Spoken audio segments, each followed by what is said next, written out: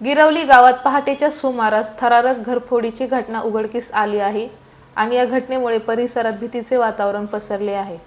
मिळालेल्या माहितीनुसार गिरवली गावात अज्ञात चोरट्यांनी एका घराला लक्ष्य करत तब्बल 98,540 रुपयांचा ऐवज लंपास केला आहे।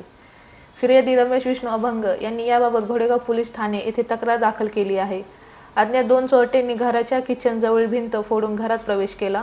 घरात शिरल्यानंतर चोरट्यांनी फिर्यादी यांच्या पत्नीला कोयत्याचा धाक दाखवत धमकावले आणि त्यांच्या कानातील व गळ्यातील सोन्याचे दागिने जबरदस्ती हिसकावून घेतले।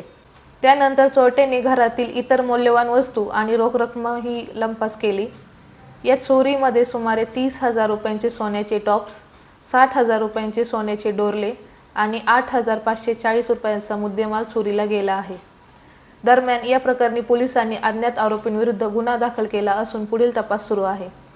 परिसरातील नागरिकांनी सतर्क राहण्याचे आवाहन पोलिसांकडून करण्यात आले आहे।